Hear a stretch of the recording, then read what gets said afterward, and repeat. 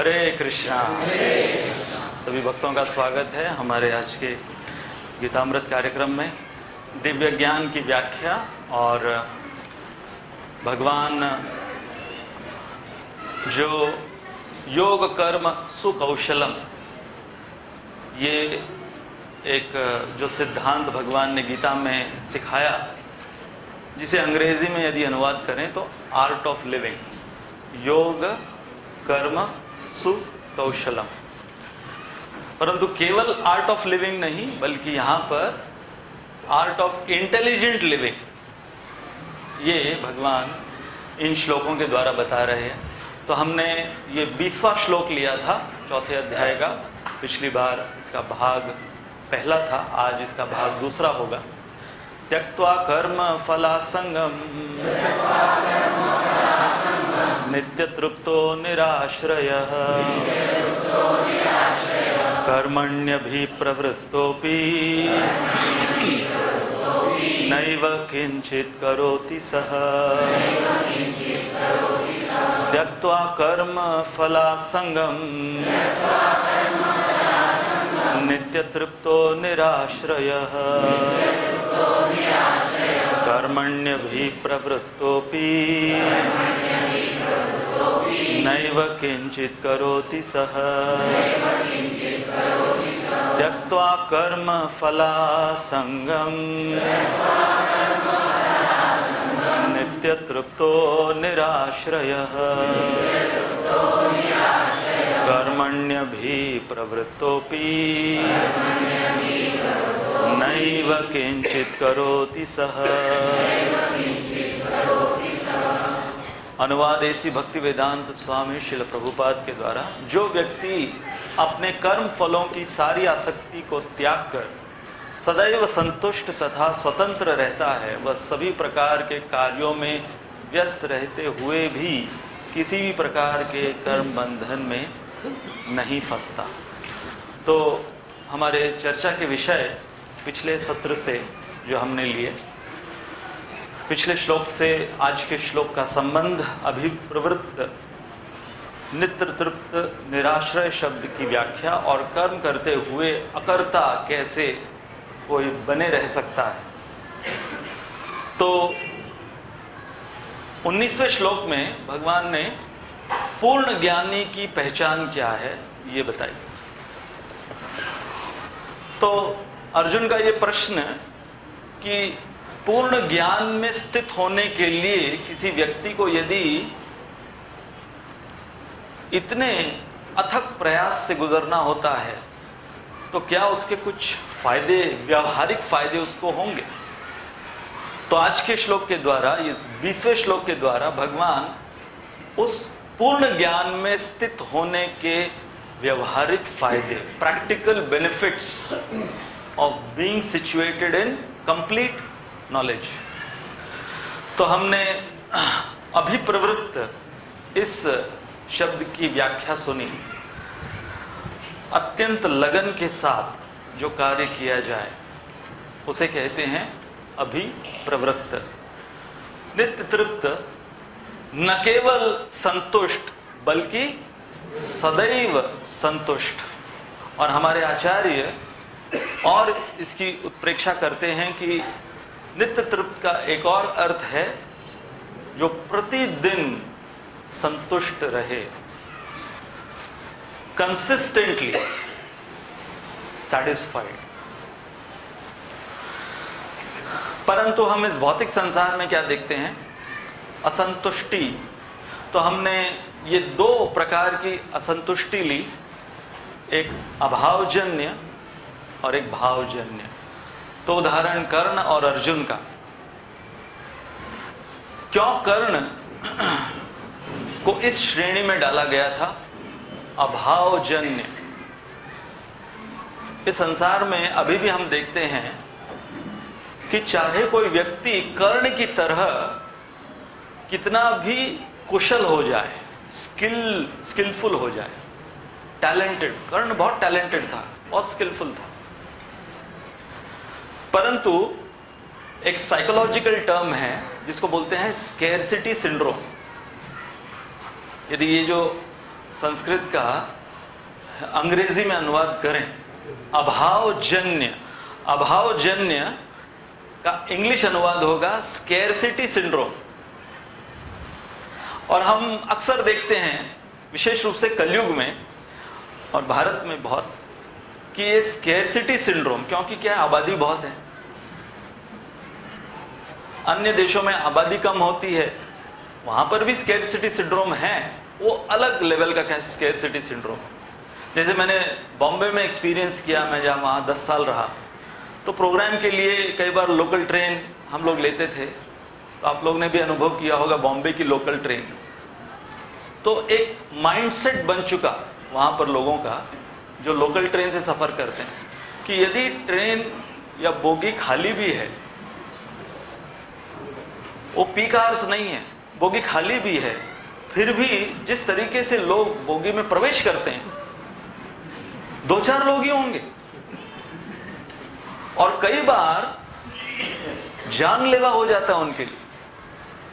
Train रुकी भी नहीं, रुकने वाली है, खाली है बोगी, कोई भीड़ नहीं है, परंतु सिंड्रोम क्या बन गया है, सीट नहीं मिलेगी, सीट नहीं मिलेगी। क्यों? क्योंकि बहुत बम्बई में भीड़ है और ट्रेन जल्दबाजी में छूट जाएगी। तो ये जो माइंडसेट बन गया है, डिफॉल्ट सेटिंग, क्या हो गया, ये जो डिफॉल्ट सेटिंग हो गया कि यदि मुझे कहीं लाइन पे लगना है, कोई काउंटर खुलने वाला है, तो 2 घंटा पहले चले जाओ, स्कैरसिटी सिंड्रोम, लाइन में वहां पर, और लगना पड़ता है, नहीं तो आप पीछे खड़े रहेंगे, तब तक आपका नंबर आएगा, काउंटर बंद हो जाएगा। एक और सच्चाई है कि आप 1-2-1.5 घंटे लाइन में खड़े हैं। पहले हुआ करते थे ना वो टिकट रिजर्वेशन काउंटर्स, हम लोग जाके किया करते थे, मैन्युअली टिकट बुक किया करते थे। तो कई हम देखते थे सबसे छोटा क्यू कौन सा है, सबसे कम लाइन किसी, उधर जाके खड़े होते थे। फिर पता लगा कि वो सामने वाला बंदा पता नहीं कितनी टिकट बुक कर रहा है, आधा घंटा हो गया, 45 मिनट हो गए, फिर ये लाइन कम होती जा रही है। बगल वाली लाइन जो इतनी लंबी थी, जिसको आपने रिजेक्ट कर दिया था, वो लाइन अब आपकी लाइन से भी कम हो गई है। फिर आप सोचते हैं उधर जाते हैं, फिर आप इधर गए, यहाँ देखा अब ये लाइन, वो बंदा 2 बंदे चले गए वहां से, ये लाइन और कम हो गई। ये स्कैरसिटी सिंड्रोम है। फिर वापस चेंज करते, ऐसे करते करते फाइनली जब आप पूरा कंक्लूजन पर आते हैं कि कौन सी लाइन सबसे जल्द से जल्द मुझे काउंटर पर ले आएगी, जब तक आप काउंटर पे पहुंचते हैं वो बंदा गया खाने, उसका लंच टाइम हो गया, काउंटर क्लोज्ड। तो उसमें दिन रात अगर इसी जद्दोजहद में हम जिंदगी बिता रहे हैं, तो होता क्या है कि हम हर जगह अभावजन्य प्रवृत्ति को लेकर घूमते रहते हैं। तो हमें लगता है सब जगह पर स्कैरसिटी है, स्कैरसिटी है, स्कैरसिटी। बुधवार के कार्यक्रम में चेयर नहीं मिलेगी, स्कैरसिटी है, स्कैरसिटी।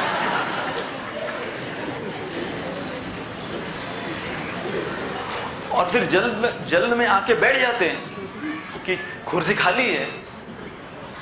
और फिर पता चलता है कि जब बुधवार का कार्यक्रम शुरू होता है, पहले राधा माधव, फिर हरे कृष्ण महामंत्र, फिर पूरा गीता रेसिटेशन, फिर मंगलाचरण, फिर उसके बाद में प्रवचन प्रारंभ होता है। और प्रारंभ ही हुआ है, चल रहा है, चल रहा है, चल रहा है, चल रहा है। फिर स्कैरसिटी सिंड्रोम क्या होता है, काउंटर चालू हो गया, प्रसादम काउंटर चालू हो गया। हाँ, इनके तो अभी वीडियो चालू होने वाले हैं, अभी इनके तो ये वो, इसके बाद में शयन दर्शन कीर्तन, बीच में वो कैसे उठो, लोग क्या बोलेंगे। मुड़ मुड़ के देख रहे हैं, वहां पे काउंटर पे लग गया, बाल्टियों की आवाज, कड़चियों की आवाज आ रही है, बाल्टियों की आवाज आ रही है।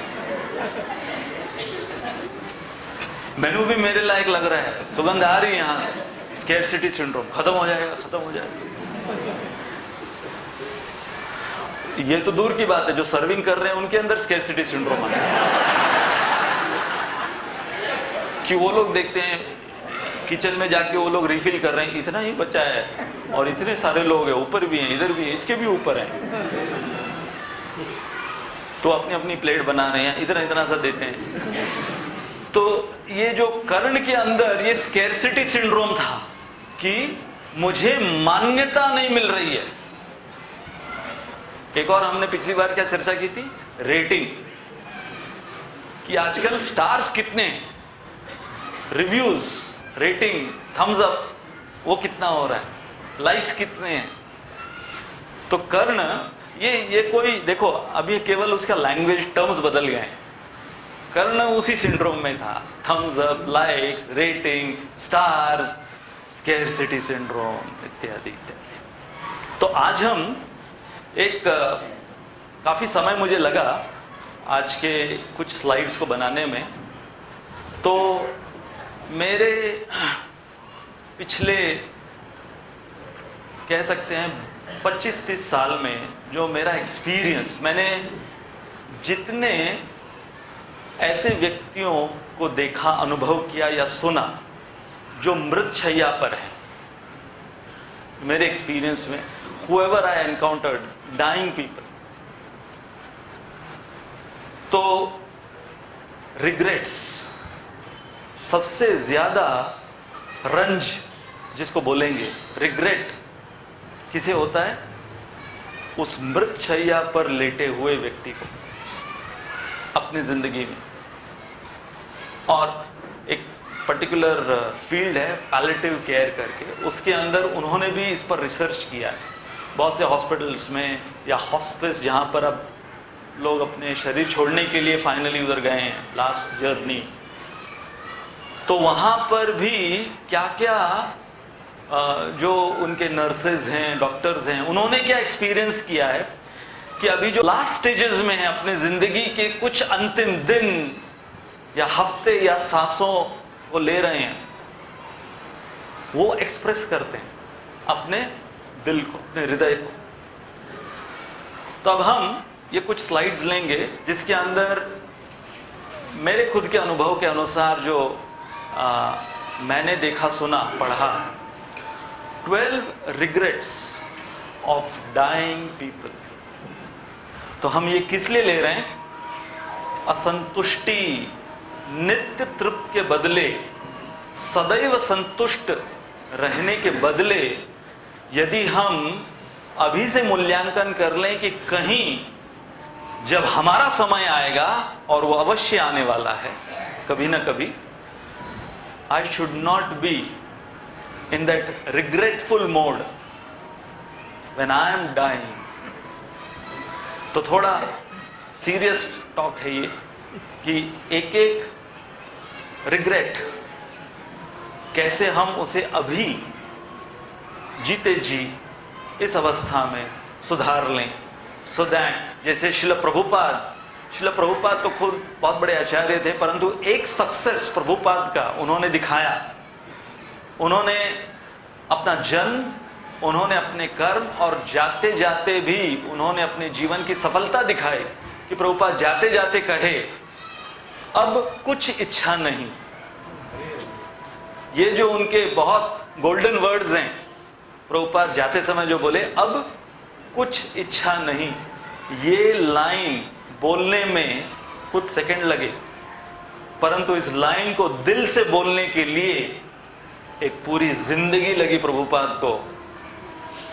ऐसे डेडिकेटेड, कमिटेड और डिटैच्ड लाइफ जो प्रभुपाद ने जी, तब जाकर किसी के अंदर वो हिम्मत हो सकती है अंत समय, क्योंकि अंत समय कोई झूठ नहीं बोलता, अंत समय कोई झूठ नहीं बोलता, और उस समय ये लाइन कोई बोल पाए, अब कुछ इच्छा नहीं, that is one of the greatest success and achievements for a human being.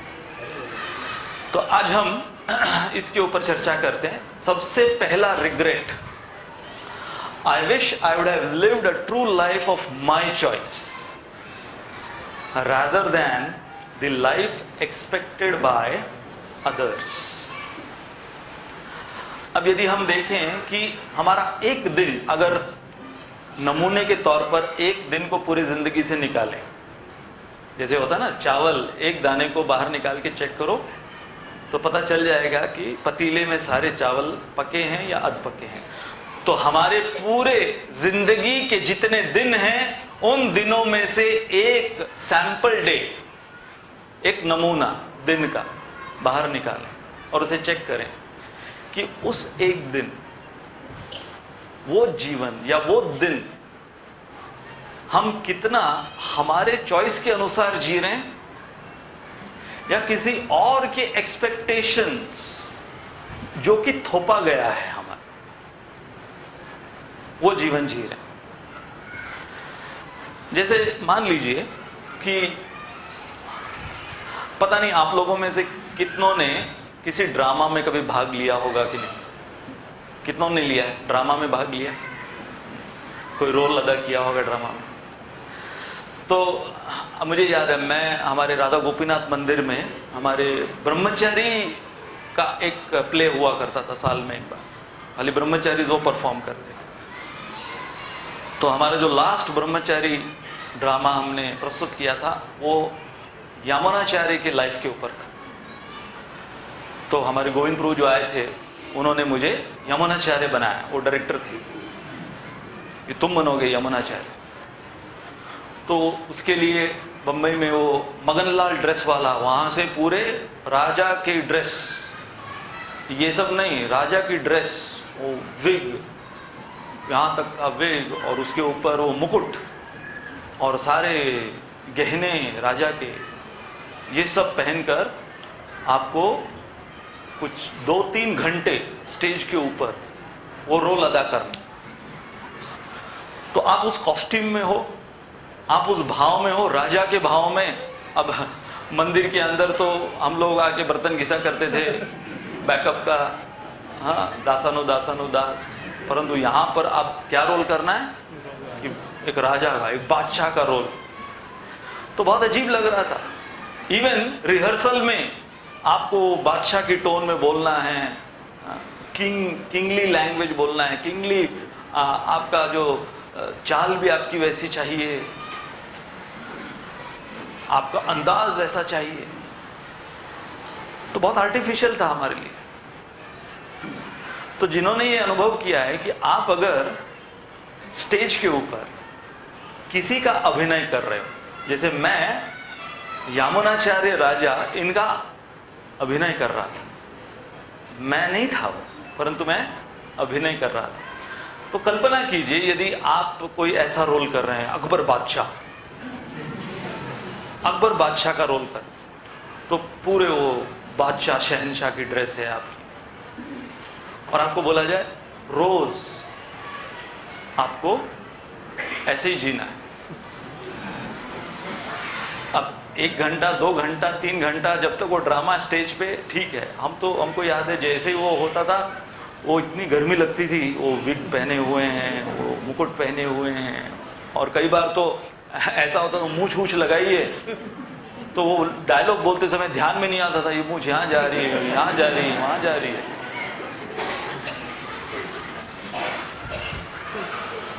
तो कल्पना कीजिए कि कोई ऐसा अभिनय आपको रोज करना पड़े, तो क्या अनुभव होगा आपका? कितना डिफिकल्ट है कि किसी दूसरे के अभिनय में निरंतर रहना। तो ये मैं क्यों उदाहरण दे रहा हूं कि अब हमने वो ड्रामा का रोल या वो एग्जाम्पल तो लिया, और कई बार हम हमारे रोजमर्रा की जिंदगी में यदि किसी दूसरे का दिया गया रोल उसको अदा कर रहे हैं दिन प्रतिदिन, तो फाइनली मरते समय ये रंज हमारे जहन से बाहर निकलेगा। Wish I would have lived a life of my own choice. जैसे हमने वो कौवे की कहानी एक बार सुनाई थी कि कौवे ने जब हंस को देखा, कौवा सोचता है कि देखो कितना उजला उजला ये पक्षी है, श्वेत रंग का, मैं कितना काला। तो हंस कहता है कि अरे तुम मुझसे प्रभावित हो रहे हो, वो देखो मैं तो केवल व्हाइट वॉश्ड पक्षी हूं। वो देखो तोता, देखो तोता, क्या रंग है, क्या हरा रंग है, उसकी तुलना की जाती है रंगों में, हरे रंगों में तुलना की जाती है। पैरेट ग्रीन, जाओ उसके पास जाओ, वो है सफल पक्षी। तोता बोलता है कि अरे उस मोर को देखो, कितने रंग हैं उसके शरीर में। तो ऐसे करते करते कौवा फाइनली मोर के पास पहुंचता है, जो कि किसी चिड़ियाघर में किसी पिंजड़े के अंदर बंद है। क्यों? इसलिए बंद है क्योंकि इतना सुंदर है। तो ये कौवा किसी और का जीवन जीने का प्रयास कर रहा था।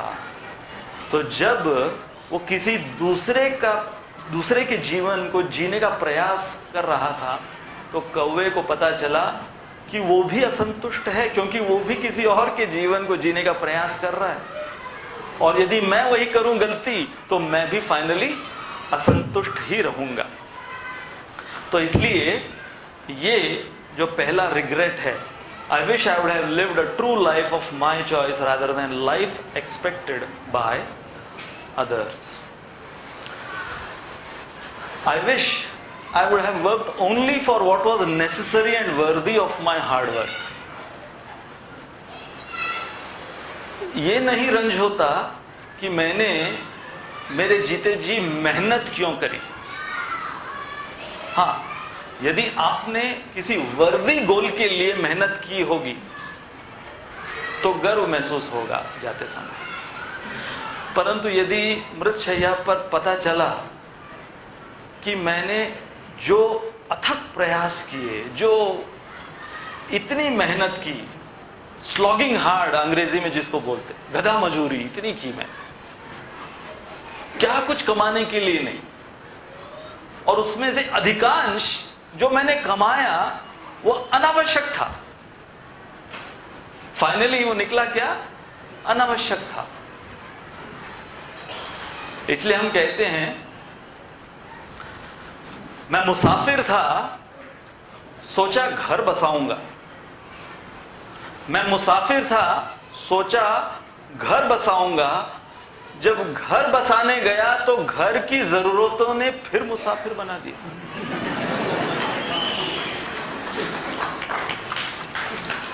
पता नहीं आप किसके लिए ताली मार रहे हैं।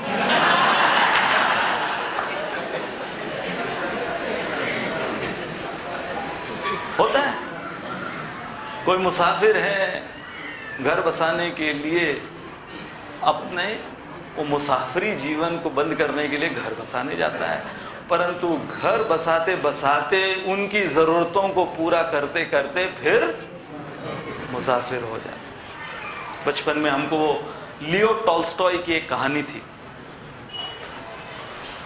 कि एक राजा बहुत दानशूर राजा था, और इस दानशूर राजा, इसका नियम था कि महीने में एक बार जो भी कोई इसके दर पर आए, जो कुछ मांगे, ये राजा उसे दे देता। तो ये व्यक्ति थोड़ा सा लोभी व्यक्ति था। ये आता है, राजा से कहता है कि मुझे अपार भूमि, जमीन चाहिए आपके राज्य की। तो राजा समझ जाता है कि इसके अंदर लोभ है, इसको जरूरत नहीं है। तो राजा एक युक्ति निकालता, कहता है ठीक है, शर्त ये होगी कि 24 घंटे मैं देता हूं, 24 घंटे देता हूं, तो अब से अगले 24 घंटे तक जितनी मेरी जमीन है इस राज्य की, उसमें तू भाग लेगा, भाग कर वापस आ जाएगा, उतनी जमीन तेरी। ये ऑफर। परंतु तुझे वापस इसी पॉइंट पर आना है, और पूरे 24 घंटे अगर तू 1 मिनट भी लेट हुआ तो जितना तू दौड़ा है वो सारी भूमि गई, केवल तुझे तेरा पसीना मिलेगा बस, और कुछ नहीं। Your time starts now. शुरू पलट के भागना शुरू करता है, भागता है भागता है भागता। अब क्या है, 24 घंटे में ऑफर क्या है कि जितनी भूमि तुम दौड़कर अपनी बना सकते हो। तो भाग रहा है भाग रहा है भाग रहा है, 5 घंटे, 7 घंटे, 8 घंटे, 9 घंटे, 10 घंटे, 12 घंटे। अब उसे क्या समझ में आ रहा है कि 12 घंटे और 12 घंटे बाकी हैं, क्योंकि इतना ही समय अब मुझे लौटने में भी लगेगा। तो शर्त क्या थी कि तुम्हें लौट कर फिर उसी पॉइंट पर आना है जहां से तुमने शुरू किया, तब जाकर वो पूरी भूमि तुम्हारी होगी। तो फिर से लौट कर अब थक गया, इतनी तेजी से दौड़ रहा था लालच के कारण। अब जब वापस दौड़ना प्रारंभ किया तो उतनी शक्ति नहीं थी, लेकिन पहुंचना है 24 घंटे से पहले 1 मिनट भी देरी नहीं होनी चाहिए। इतनी तेजी से फिर से दौड़ता है, दौड़ता है, दौड़ता है। बीच में बिल्कुल कोई एक बूंद जल का नहीं लेता है, कोई खाता नहीं, कुछ नहीं, क्योंकि टाइम वेस्ट नहीं करना। फाइनली जब पहुंचता है, पहुंच जाता है, वो ठीक 24 घंटे में वापस लौट जाता है। परंतु उसकी हालत ऐसी होती है, वहां पहुंचते ही वो उसकी अंतिम सांस होती है, वहां पर गिर मर पड़ता है। तो कितनी भूमि उसके हाथ आई जो उसका कद था। दफनाने के लिए राजा ने कहा जो इसका कद है उतनी भूमि इसे दे दो। तो हमने बचपन में लियो टॉल्स्टॉय कर एक थे, उनके ये कहानी सुनी थी। आई wish I would have worked only for what was necessary and worthy of my hard work. भगवान जब सृष्टि का निर्माण कर रहे थे, अन्य सभी प्रकार की योनियों का निर्माण कर रहे थे, तो भगवान ने जब गधे की योनि का निर्माण किया तो उसे 60 साल दिए। जा, तू भी क्या याद रखेगा, 60 साल तेरी आयु। गधा कहता है नहीं नहीं, 60 साल कौन गधे के जीवन में जिएगा, आधा कर दिया, आधा आधा 30 साल बस, 30 साल बस है। तो भगवान उसका आधा कर देते, 30 साल। फिर कुत्ते को कहा ठीक है 40 साल तू जिएगा, 40 साल तू घूमता फिरता भौंकता रहे। कुत्ता कहता है नहीं नहीं नहीं, मुझे नहीं चाहिए इतना, आधा कीजिए, ठीक है। उसके 20 साल कम कर। बंदर, तो भगवान कहते हैं इसको सब लोग कम कम कर रहे हैं, इसको पहले से कम देता हूं, 30 साल। बंदर कहता है नहीं मुझे भी नहीं चाहिए, आधा कीजिए। फिर मनुष्य, तो भगवान कहते हैं अब इसे तो और भी कम देना चाहिए, तो मनुष्य को ठीक है तू 20 साल। 20 साल, अरे 20 साल में क्या होगा, 20 साल में तो समझ में आएगा कि मैं हूं कौन। इतनी कम आयु नहीं चाहिए। तो भगवान ने कहा भाई सारे कोटा तो अभी सबका मैंने निर्धारित कर दिया, हाँ ये 3 प्राणियों का कोटा इन्होंने अपना पूरा नहीं लिया, तो इनका बचा हुआ तुम्हें दे देते हैं। तो 30 साल गधे का, 20 साल कुत्ते का और 15 साल बंदर का। तो मनुष्य एकदम खुश, अरे सब यहां वहां से इतने साल मिल गए।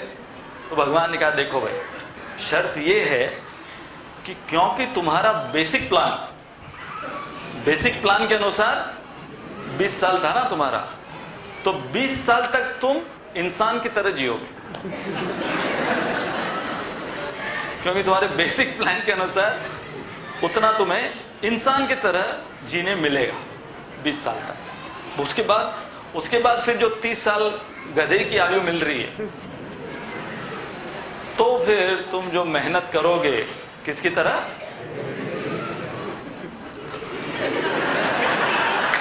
तो 30 साल उसके पश्चात अब उसे बचा कर रखना है। जो इतनी मेहनत कर कर कमाए हैं, तो उसकी निगरानी, तो ज्यादातर निगरानी कौन सा पशु करता है,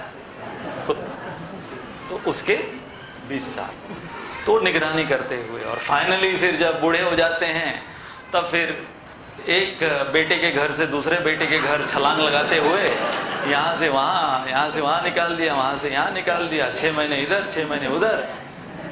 ये 15 साल किसके, बंदर के। और फिर मरते हुए ये रंज एक रहता है। I wish I would have worked only for what was necessary and worthy of my hard work. ये एक आजकल बहुत ही common regret. I wish I would have eaten more plant-based diet rather than processed food manufactured in plants. तो बहुत बार जब हम लोग वेस्ट में ट्रैवल करते हैं या बड़े शहरों में, तो ये प्रश्न पूछा जाता है कि ये नॉन वेजिटेरियन आप लोग क्यों नहीं हैं, आप लोग नॉन वेज क्यों नहीं खाते, ये सारे क्वेश्चन। B12 कम हो जाएगा, प्रोटीन नहीं मिलेगा, ये। तो एक मेरे साथ डिस्कस कर रहे थे, उन्होंने मुझे कहा कि देखो, जब आप स्पोर्ट्समैन हो तो स्पोर्ट्समैन के लिए मसल्स बहुत पावरफुल है। तो जब आप किसी मांस को खाओगे तो उनका जो मसल है वो आपके मसल को बढ़ाएगा। क्या लॉजिक है। मैंने कहा अच्छा लॉजिक बताया। So if animals flesh or muscle will increase my muscle, it is like saying if I eat Einstein's brain, I'll become Einstein. तो मैंने पूछा आइंस्टाइन का ब्रेन अगर कोई खाता है तो वो आइंस्टाइन बन जाएगा। तो इसलिए आजकल बहुत जो अंत समय जो इतनी बीमारियां उसकी वजह से हो रही है, तो बीमारियों से घिरा हुआ फाइनली डेथ बेड पर वो इस रंज को लेकर अपनी अंतिम सांसें लेते हैं, काश मैं इस्कॉन की खिचड़ी खा लेता।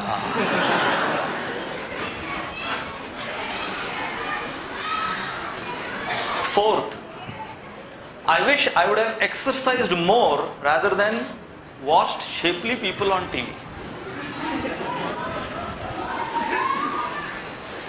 हाँ, ये बहुत कॉमन रिग्रेट है लोगों का कि वो टीवी पर जो एकदम शेपली फिगर्स हैं, 6 पैक 8 पैक, हाँ, और बंदा जो देख रहा है वो फैमिली पैक बैठ के देख रहा है। हाँ, सारे सब कुछ जिसको हम बोलते हैं ऑलराउंडर, इज ऑलराउंडर।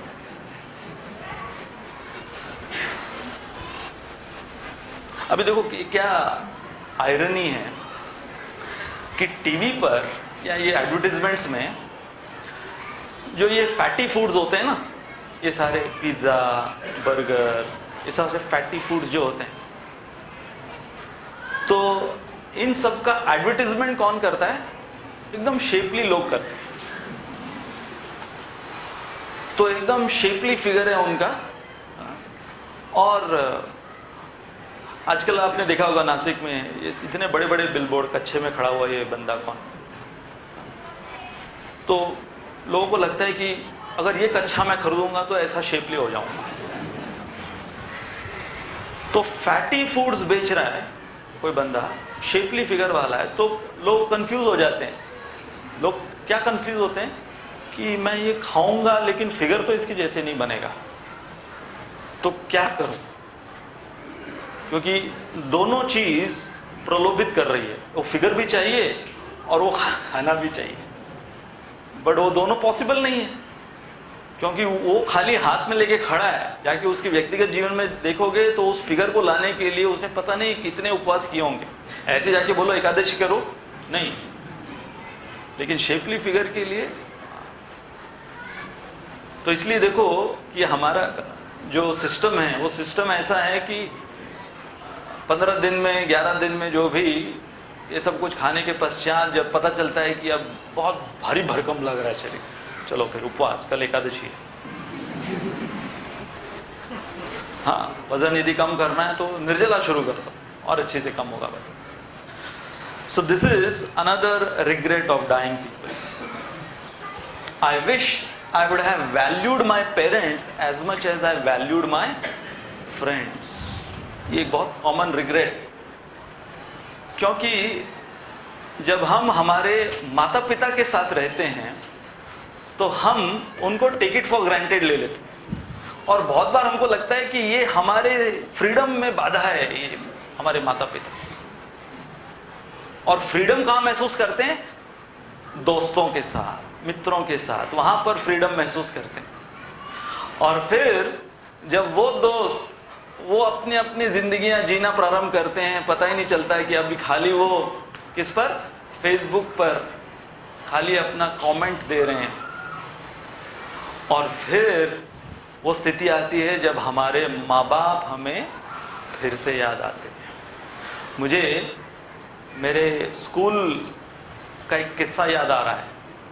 जब मैं 8th या 9th स्टैंडर्ड में था, तो चाहे वो प्राइमरी हो सेकेंडरी हो, उस समय स्कूल जाना, पढ़ाई करना, ये सारी चीज़ें ऐसा लगता था कि जैसे बहुत बड़ा बोझा। उसके लिए स्कूल नहीं जाते कि हाँ फ्री पीरियड होता था, उसमें बहुत बार फ्री पीरियड आ जाता था, कभी टीचर ही नहीं आए, या फिर कहीं कुछ काम चल रहा है तो आज पीरियड नहीं होगा, फ्री पीरियड। तो फ्री पीरियड मतलब मोक्ष, हाँ, टेम्पररी मोक्ष मिल गया स्कूल के अंदर। तो हमारे क्लास में एक लड़की थी, फरजाना वोरा उसका नाम, अभी भी मुझे याद है। वो हमारे कॉलोनी में नहीं रहती थी, वो कहीं दूर से आती थी। तो जब भी फ्री पीरियड होता था, मैं उसे देखता था कि फ्री पीरियड में वो कभी खेलने नहीं जाती थी। वो अपना होमवर्क शुरू कर देगी, उस दिन का होमवर्क शुरू कर देगी, या कुछ दूसरे पीरियड के होमवर्क या सब्जेक्ट या उसके कुछ नोट्स निकालना। हर फ्री पीरियड में वो लगी रहती थी पढ़ाई करने।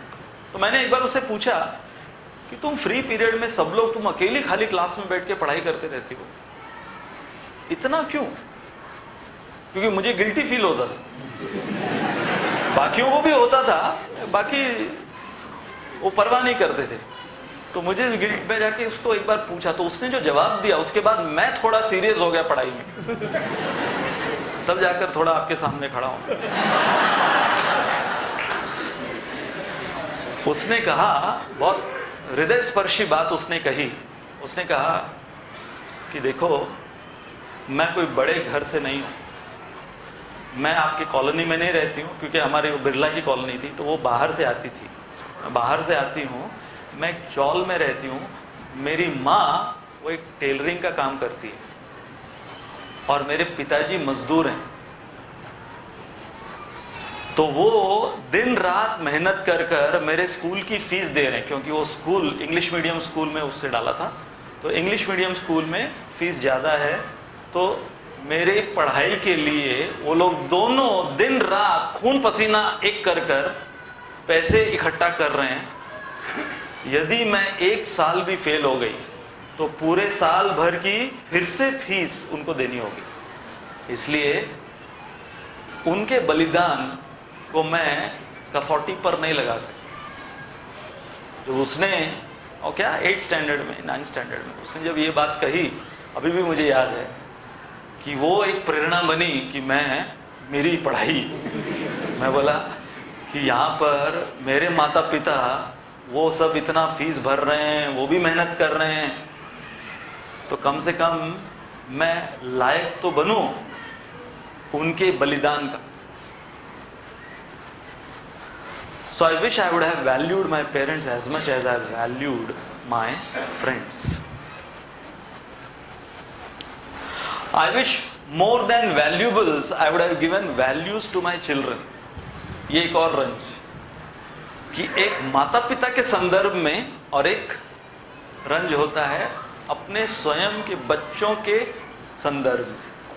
क्योंकि ज़्यादातर क्या होता है कि लोगों को लगता है कि पेरेंटिंग सक्सेसफुल हुआ है मेरा कैसे, कि सब कुछ प्रोवाइड कर दिया, अच्छा एजुकेशन, अच्छा घर, गाड़ी, ये सब कुछ प्रोवाइड कर दिया, वैल्यूबल्स।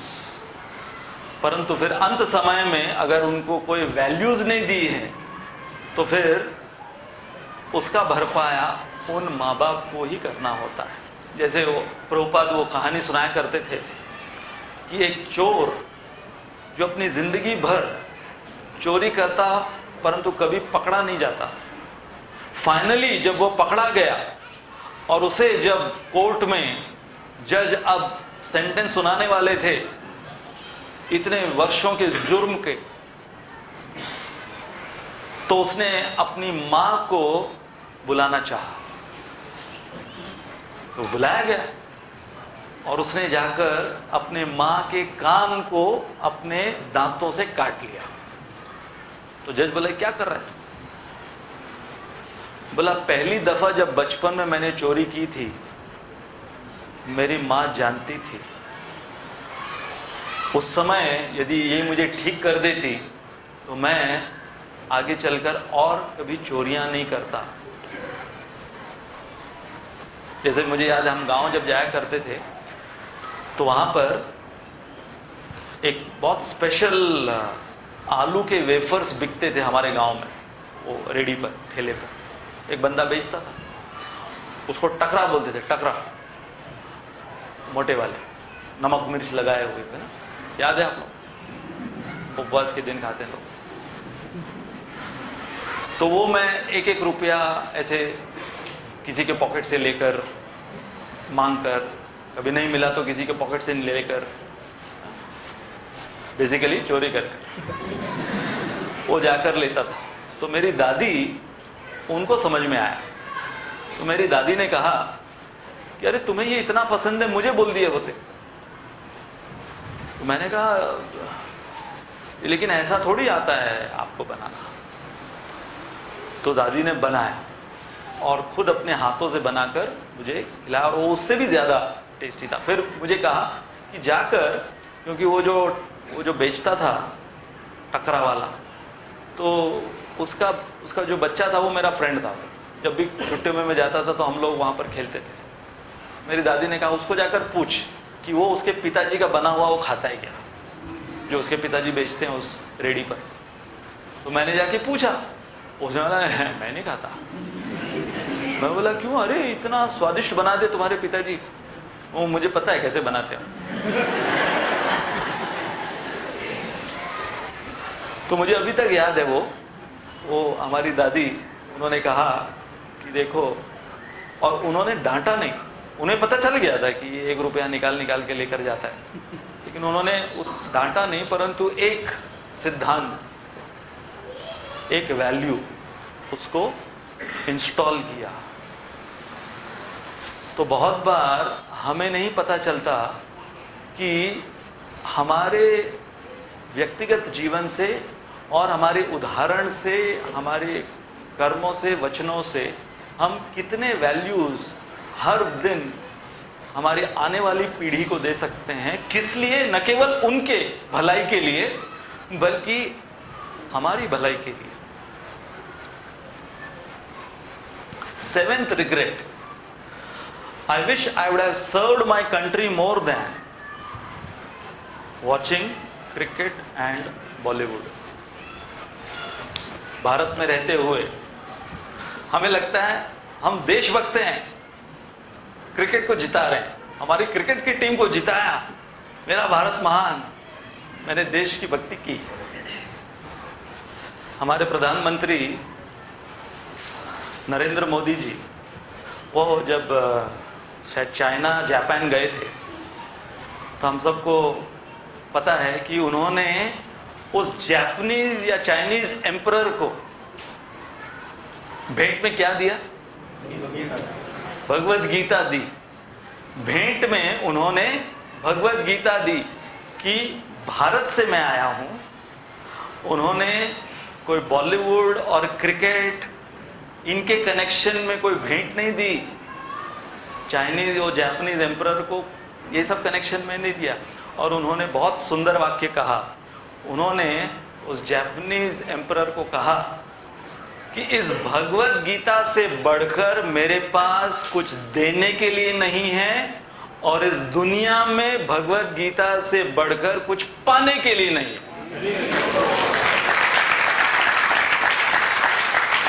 ये उनके वाक्य।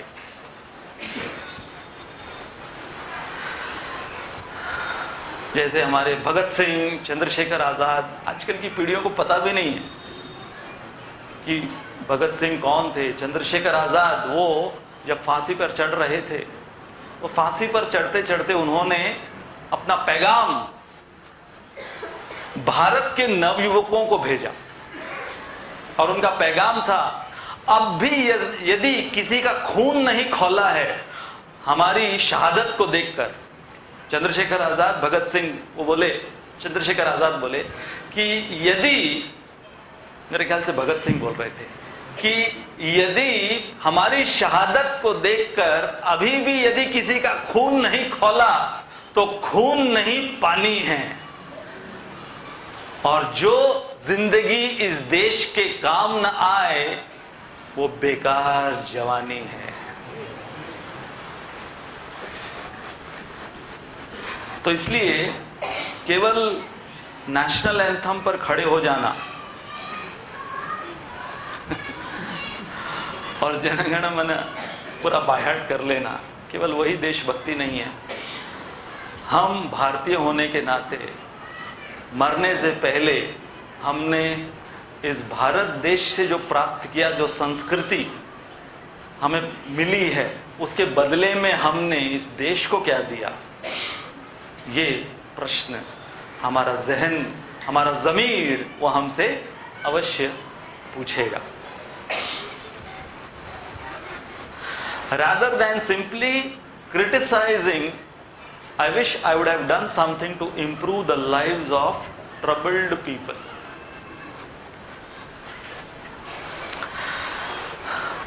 तो जैसे इसी संदर्भ में हम कहते हैं कि वो एक थे जो हिंदू मुसलमान में फर्क है इसलिए लड़ते रहे,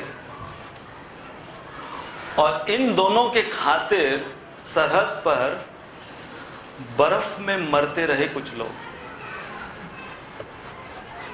तो इससे अच्छा है कि हम कम से कम, हम एक रिसर्च है जिसमें ये बताया गया है कि हर एक मनुष्य अपने जीवन काल में,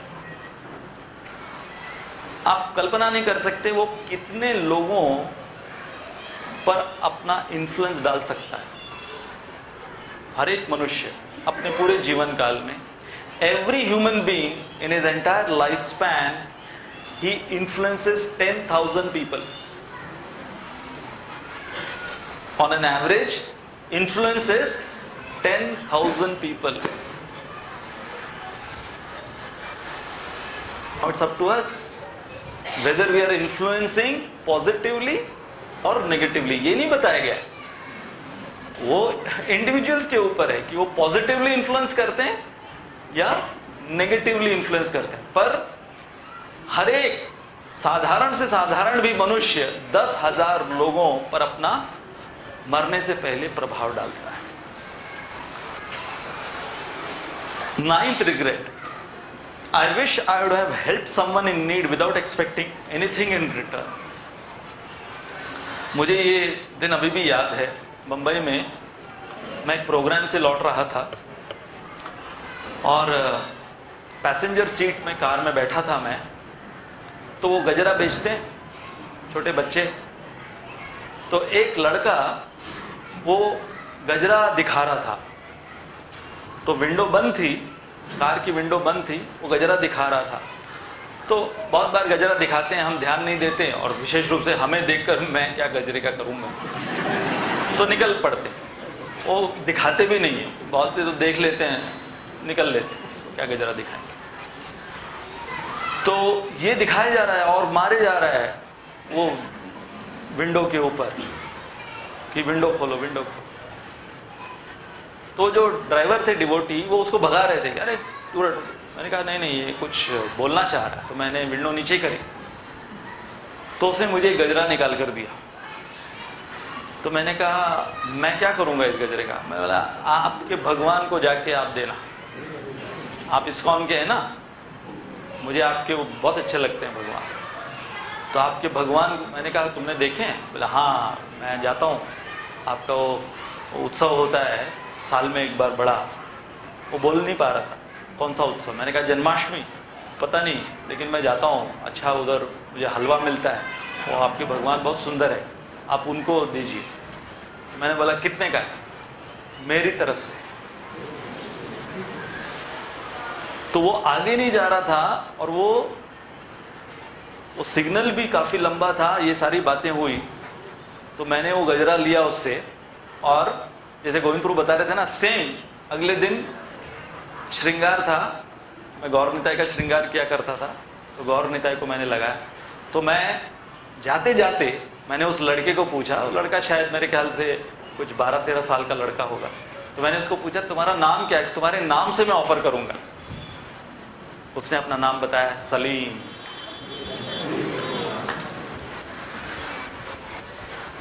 So wish I would have helped someone in need without expecting anything in return. I wish I would have forgiven some and begged forgiveness from some. हमारे जीवन की सबसे बड़ी हार और सबसे बड़ी जीत,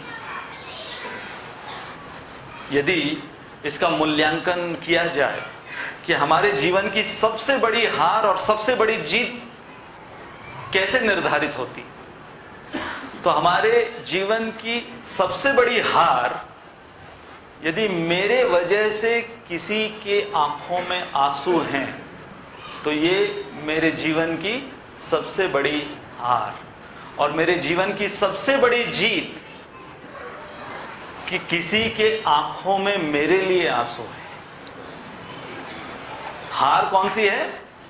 किसी की आंखों में मेरे वजह से आंसू है, और सबसे बड़ी जीत किसी की आंखों में मेरे लिए आंसू। दोनों में जमीन आसमान का अंतर है।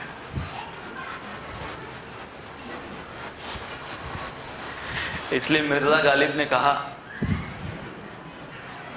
कि हमने हमारी जिंदगी को कुछ इस तरीके से आसान बना लिया, हमने हमारी जिंदगी को कुछ इस तरीके से आसान बना लिया, किसी से माफी मांग ली, किसी को माफ कर दिया। यदि जिंदगी को आसान बनाना है तो बहुत साधारण सा नुस्खा दिया है। जिंदगी को आसान हमने इस तरीके से बना लिया, किसी से माफी मांग ली और किसी को माफ कर दिया। 11वां regret, I wish I would have expressed my feelings rather than impressed people. हम बोलते हैं ना, don't try to just impress people, try to express your feelings. और कई बार हम बचपन से, हमको ऐसे सिस्टम में हमारी परवरिश होती है कि हमको बार बार यही बताया जाता है कि कुछ बन के दिखाओ, कुछ बन के दिखाओ, हाँ, अपने पैरों पर खड़ा होकर कुछ बन कर दिखाओ। जैसे एक मेरा मित्र, वो पंजाब के हैं, तो अभी तो शादी हो गई उनके, हम लोग एक ही बैच के। तो मुझे बता रहे थे कि जैसे जब वो बचपन में वो अपने पिताजी के पास गए, पंजाब के रहने वाले पिताजी के पास गए, बोले कि पिताजी मुझे इंजीनियरिंग नहीं करनी। तो कहते थे कि अब पिताजी और बेटे का उस समय का कन्वर्सेशन ज़्यादा से ज़्यादा कितना होता था, वार्तालाप कितना होता था। पिताजी इतने बिजी, इसने जाकर एक्सप्रेस करने की कोशिश की कि आप मुझे ज़बरदस्ती इंजीनियरिंग में डाल रहे, मुझे इंजीनियरिंग नहीं करनी। पिताजी ने कहा तू जाके पहले ठंडा पानी ला फ्रिज से। कन्वर्सेशन वहीं खत्म। तो बोलते थे कि जनरली पिताजी का 3 प्रकार के कन्वर्सेशन होते थे मेरे साथ। पहला कन्वर्सेशन, तेरे पेपर हुए। दूसरा कन्वर्सेशन, रिजल्ट कब आने वाला है। तीसरा कन्वर्सेशन, जा 2 सोडा की बोतल लेके। बस।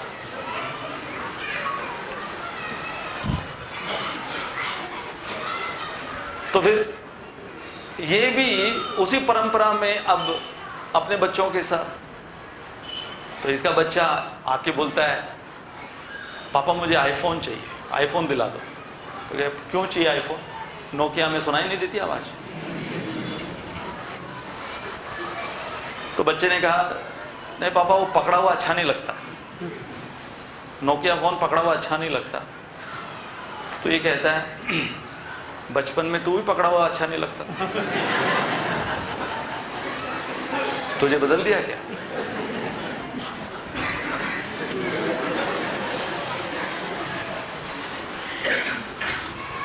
तो कह रहा था कि वो लड़का, उसको स्कूल में बताया गया कि ऐसे लिखो 300 शब्दों का फादर के ऊपर, राइट एन ऐसे ऑन फादर, वो भी 300 words.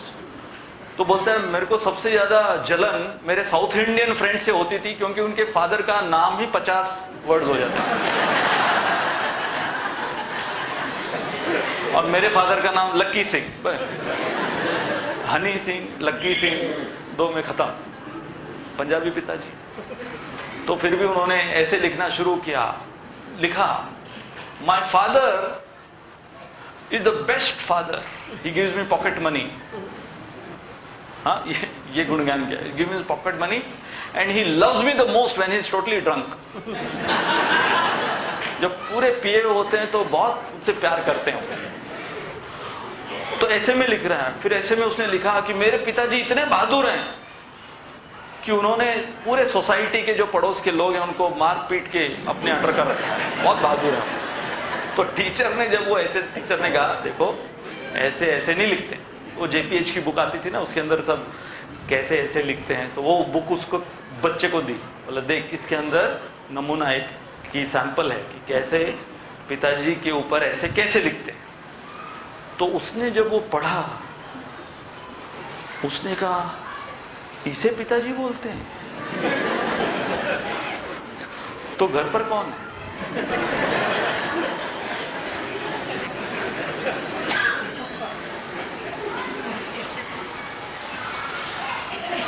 So don't try to just impress people. एक डॉक्टर वो अपना क्लिनिक खोल रहे शहर में और एक्सपेक्ट कर रहे हैं कि अभी आने चाहिए पेशेंट्स। तो फाइनली क्लिनिक खोलने के 15 दिन बाद एक बंदा गेट से अंदर आते हुए दिखा। तो अभी थोड़ा इम्प्रेशन जमाने के लिए डॉक्टर ने लैंडलाइन फ़ोन उठाया बात करने के लिए कि बिजी हूँ, हाँ बहुत से अपॉइंटमेंट्स आ रहे हैं, तो फ़ोन पे बात कर रहे हैं। बंदा आया, डॉक्टर साहब बैठो बैठो, और बात कर रहे हैं वो कि ये हाँ आ जाओ, उस हफ्ता तो पूरा बिजी है, आप हफ्ते के बाद आना, ऐसे करके बात कर। 5 मिनट 10 मिनट, तो फिर फ़ोन रखा, बोलो क्या प्रॉब्लम है? नहीं वो आपका फ़ोन डेड था, एक्टिवेट करने आया था। मैं BSNL से हूँ।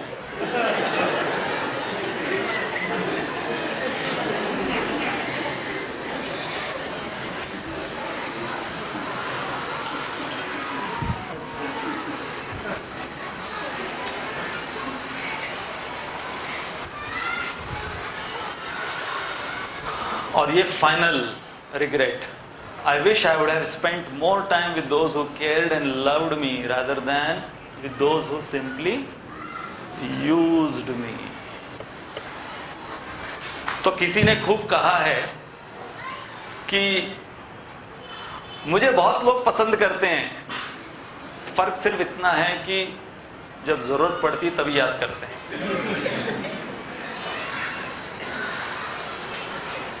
तो ये जो हमने छोटा सा एनालिसिस निकाला कुछ 25-30 साल का, 12 regrets of a dying man. तो कौन से मुद्दे पर हैं? नित्य तृप्त, कि नित्य तृप्त कैसे होना है, और असंतुष्टि जो कि बरकरार सब जगह पर हैं, इस पूरे कलयुग में सब जगह पर व्याप्त है, ये असंतुष्टि, डिससैटिस्फैक्शन, तो पिछली बार हमने डिप्रेशन, डिससैटिस्फैक्शन ये सब लिया था। तो अब एक बहुत इंटरेस्टिंग स्लाइड पर हम डिस्कस करेंगे। Let's attend our own funeral. कैसा लगा?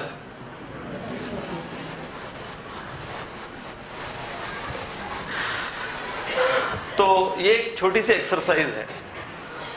ये एक्सरसाइज ऐसी है कि हम सबको कल्पना करनी है कि हमारा देहांत हो गया है, हाँ? और जो श्रद्धांजलि समारोह होता है, मेमोरियल, तो हम हमारा ही मेमोरियल अटेंड करने के लिए आए, श्रद्धांजलि समारोह अटेंड करने के लिए आए।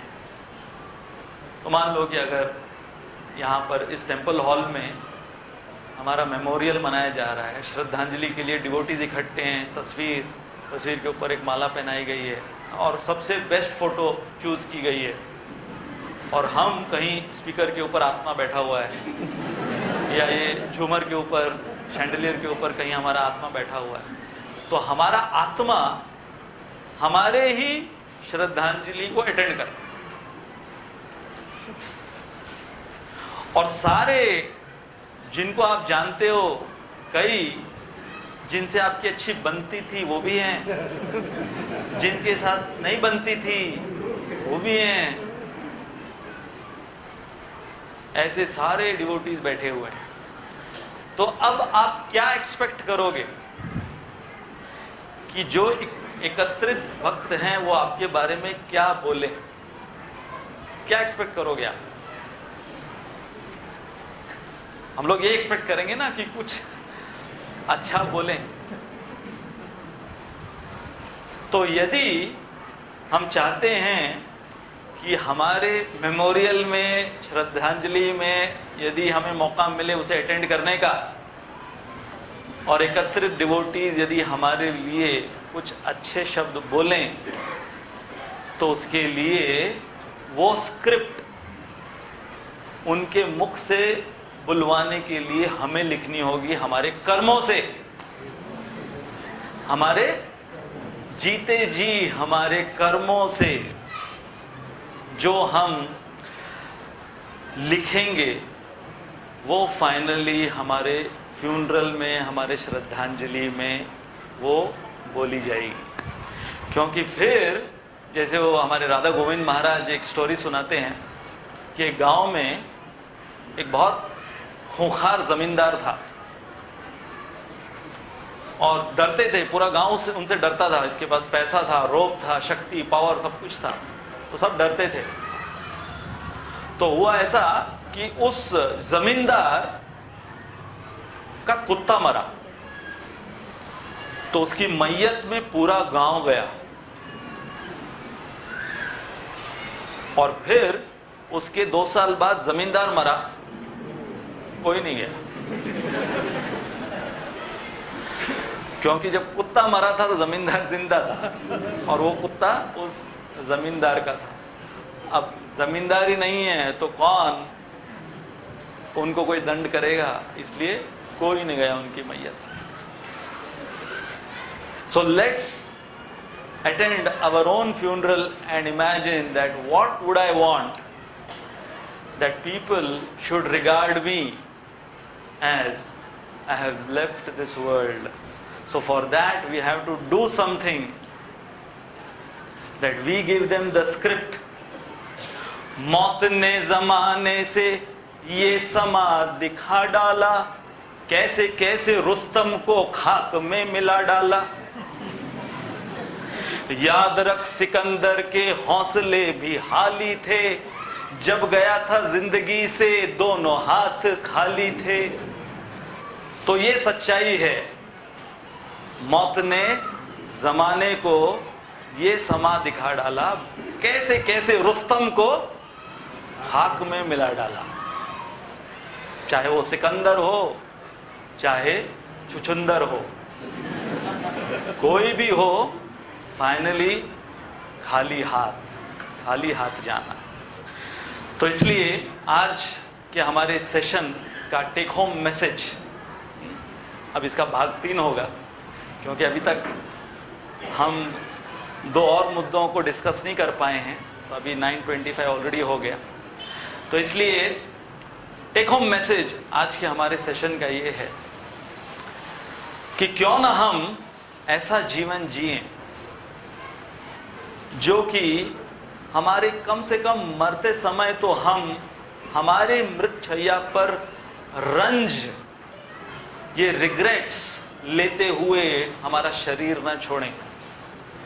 और जैसे हमारे श्रील प्रभुपाद ने अपने उदाहरण से इतना सब कुछ उन्होंने पहले खोया, अपना व्यवसाय, अपना परिवार, सब कुछ, यहाँ तक कि उनके गुरु बंधु, वो भी कोई उनको मदद नहीं किए, सब कुछ उनका छिन गया।